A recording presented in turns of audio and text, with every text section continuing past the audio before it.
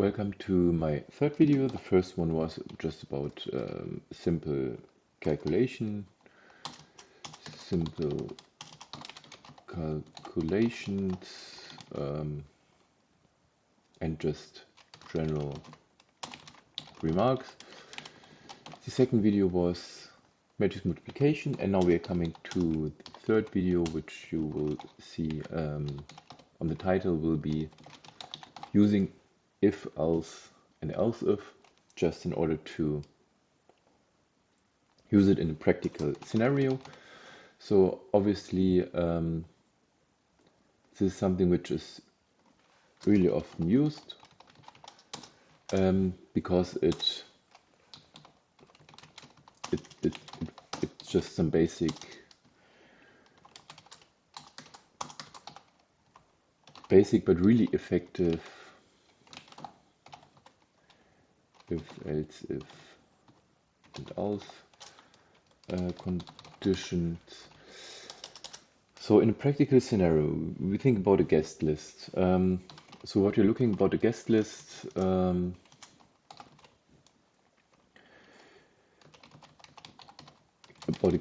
we want to find out which is the best option in order to have our party. So we define variables as always, and these variables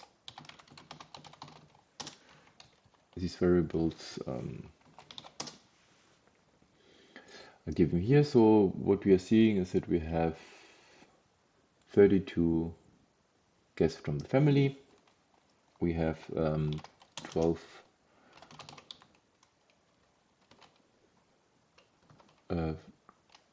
friends of your wife, which will be 12, and friends of yours will be something like 20. Maybe you're more popular or something, but let's say you have 20 friends, and you also need to think about children. Will be probably like 11, and you need to think about also some extra guests. Maybe it's a friend of your friend or something who will also join. And here we say, because it's a big range, we have like 17. So what we are now looking at is using if condition, because now we can say, okay, regarding the number of guests, which location we can choose.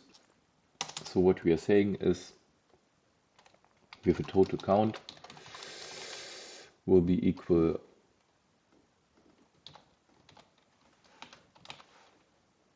all friends together, and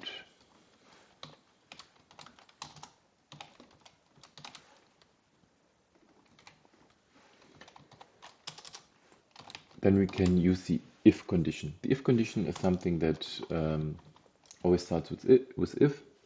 Then we say something like we compare something, the total count of people, and if this is greater than 100, then we would put a condition and say, okay, when the total count is over 100, what should I do? So actually what we then can do, we know locations because there's a maximum of 100. So if the total count is over 100, then we print out no locations.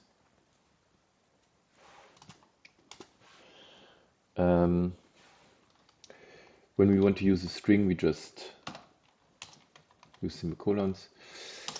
And another option would be if the total count is greater than 80, then we should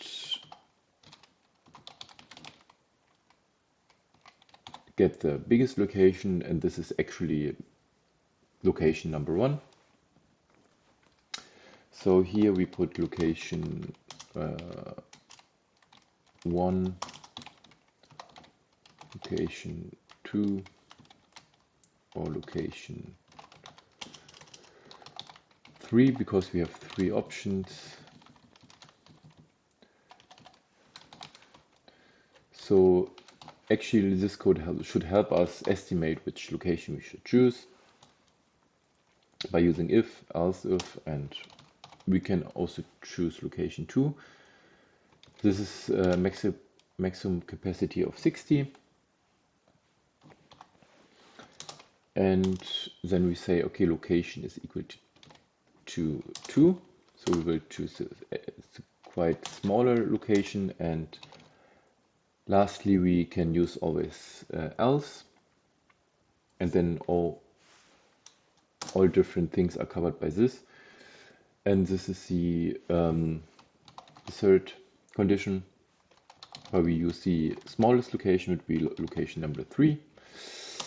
And then we also have and. So our if condition begins with if. We always put a comparison.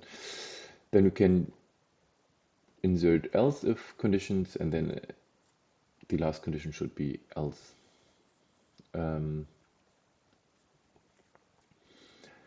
So let's find out, just to make this more